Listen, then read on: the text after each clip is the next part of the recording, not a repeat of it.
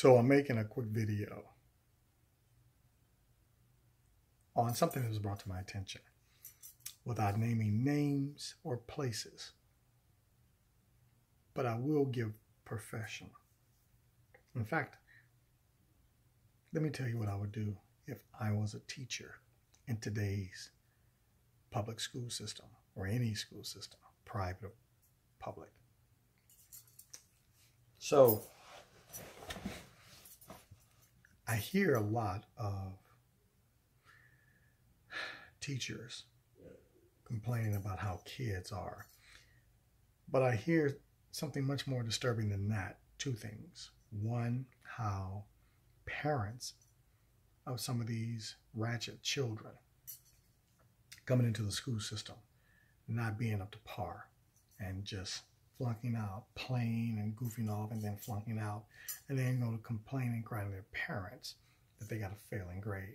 The parent then in turn calls the teacher or the administrative staff, someone there such as the principal or so, and complains that their student or their kid received a failing grade.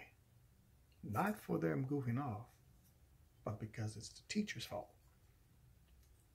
But let me let you know some of the things I hear from some teachers, that the fault falls to the teacher at a certain point. If I was a teacher, I wouldn't be hearing this from parents and then saying, well, you're just telling your student was goofing off in my class and not turning in the work at the appointed time. And then hearing from the principal or the assistant principal or the dean of students or the superintendent, whoever is saying, just give them a passing grade. No, I'm not here for that. I'm here to teach, and I'm going to teach. And if they don't learn, they get a failing grade to reflect them not paying attention or not wanting to. Now, I do get that there are some students that have a harder time than others. Okay, but if they're trying, you work with them. If they're not trying, you give them what they deserve, failing. But don't cower out. Don't play yourself down, and don't fall into the category to where you're just going to show up to your job and just like do whatever for a paycheck. If you're in this job, take charge. Here's what I would do if I was one of those teachers. Meet the Teacher Day comes. We'll set the tone for the rest of the year with both parent and student. You see, I would require the parent or parents, if they're fortunate in some cases, I would require them to give me their work number, cell number, and home number. I would. Then I would do a little research more and get their boss's number, just in case I can't reach them on any other line. I'm going to make sure that their day is disturbed the very moment their child disturbs my day at work. I'm then going to in turn turn around and have their child disturb their day at work by calling them right there on the spot in front of the entire class. We're going to talk to your parents out loud, speaker, on those fancy phones that they have that they can't afford to pay for themselves. They're more than likely their parents bought for them or their grandparents or whoever. Because kids don't have money to be buying $600 phones. They ain't have a job. What the fuck? So at any rate, that's what's going to happen. If I were a parent or a teacher, but if I was a teacher, you best believe me, the moment your ratchet-ass child disturbed my workday, we're going to disturb the parents' workday. And see how they like that. Now there's no discrepancy in how your child is acting as to why they caught a bad grade. Not because I'm incompetent, I'm losing paperwork, and I'm not paying them any attention, and I'm going to come and let you talk to me in my classroom any old kind of way, or be called into the principal's office on a regular basis and chewed out like I'm bad. I'm a grown-up, I'm a parent, I'm a teacher, I'm responsible. I got an education to educate others on top of that. So I've done some work to get here. They, on the other hand, are not. So it used to be where children acted up and they were disciplined. They were dealt with. Now children act up, and people who are oftentimes parents, whether they're parents or not, but they're professionals, they're disciplined. They let themselves be disciplined by the lack of leadership and cowardness. That's what's running these schools these days. It's a bunch of cowards. They won't back up teachers. I wouldn't need to back up. I'm handling everything right here, and it's going to be taken care of professionally. I've given this advice to some teachers. One in particular hasn't been taken, and boy, I'm telling you, they got a headache.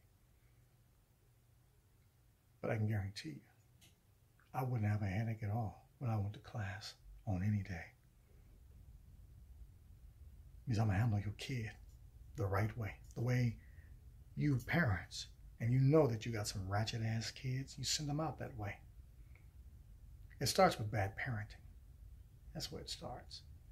And teachers are left to deal with that madness. Oh, I'll be the right teacher to deal with it. And then deal with you. Because none of you frighten me. But you're going to get it today, and then, in the words of Kevin Hart, you're going to learn today. You're going to learn today. Definitely. So for all you teachers out there, do that. Have those phone numbers listed prominently in front of the classroom. And let the parent know the day they come to meet you that you will receive a phone call from me if your student, if your precious child ever disrupts my classroom, we're going to disrupt your day at work. Tell that to the parent in front of the student that day. Don't wait to try to implement that later on into the game. No.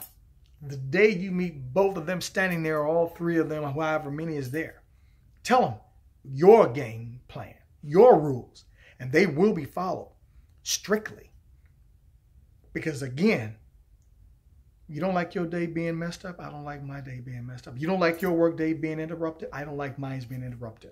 And if your child is interrupting my day, then we're going to make sure that your child interrupts your day. Because when I was a kid, I was told my only job was to go to school and make good grades and go out to the playground and play and go have lunch and come back and make them proud. While they went out and worked and made a living so they can take care of us and they can put a roof over our head and food on the table. That kind of thing was their deal. Oh, and we were not to embarrass their last name. These parents today, they just don't get it. That's partially that. The wrong people are having kids. We'll get into that to another day. We'll get into that subject deep another day. Meanwhile, that's my advice. So for you new teachers looking to keep control of your classroom, order in your classroom, take that piece of advice. Get those numbers and put them up big in red and black letters.